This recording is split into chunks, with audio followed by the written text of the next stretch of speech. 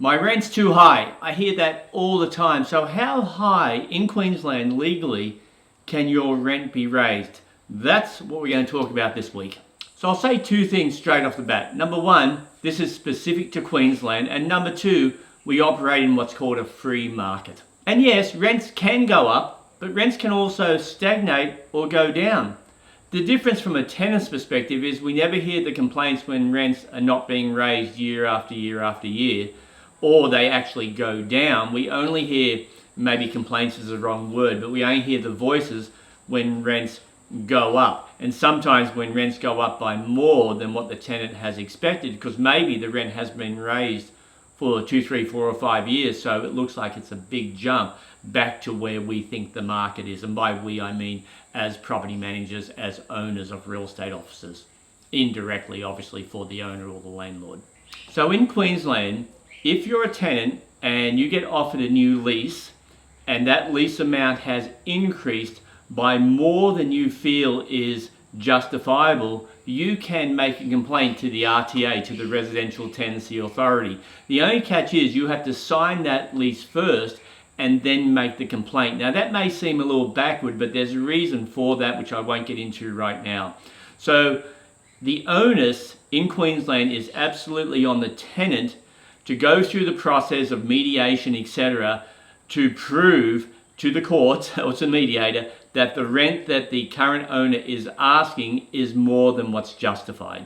Now this may change in the future as it has in other states where the onus is on the owner. So if the rent is here, the owner says, I now want this based on what the market will bear, and the tenant kicks up a bit of a fuss, the owner has to prove that value back to the tenant. Not so in Queensland, but in other states, that's how it works.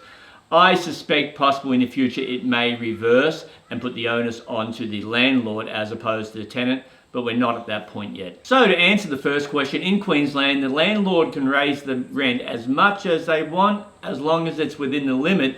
If the tenant challenges that amount, we as property managers or we as owners can prove that amount. And 99 times out of 100, we won't raise the rent higher than we can prove, because it's a waste of time to do it any other way. In fact, right now we have I was going to say the client's name. Right now we have a tenant who has re-signed his lease, but he's complaining about the jump in rent, and he's given a percentage. He's saying that percentage is too much. Well, the percentage increase has no bearing at all in Queensland. It's what will the market bear, and his rent's been a little bit too low, and now we're bringing it up to where the market is, and he's complaining, and he's going through that formal process of complaint and trying to prove, I say trying to prove to the arbitrator and mediation, etc., that the rent is higher than what's justified. He's going to find out he's wrong because we've done our homework.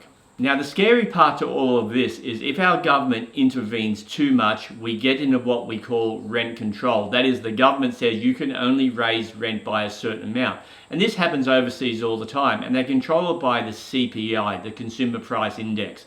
Consumer Price Index for 2021 was around 3%. So that means if the government intervenes in this and gets their hands in it, as a landlord, you can only raise rent by the CPI approximately 3% every single year. And you can only do it from where you start. So if your rent is below where it should be, you can't bring it up here and then start. That rent control starts from down here. That's why it's important as property managers and owners, we make sure your rent is staying up to date all the time.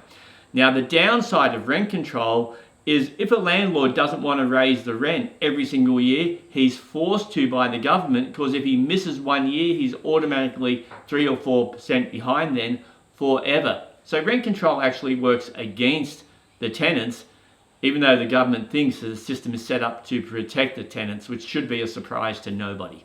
So all of that proceeding was about rent control, maybe a term you haven't heard, but it's used overseas a lot, and again, ultimately, it makes it almost better for the landlord and worse for the tenant. So that's it for this week. So if you're thinking of selling your house, give me a call and I'll show you what we do differently from every other agent, including our 11-phase pre-marketing system. If you're thinking of buying and you're not sure how the whole process works, or you want some tips on how to get your offer accepted, give me a call. Happy to help. I say that every week. I rarely get anyone calling me. And if you're a landlord and want to find out about our rental guarantees, I can help you with that too. That's it. See you all next week.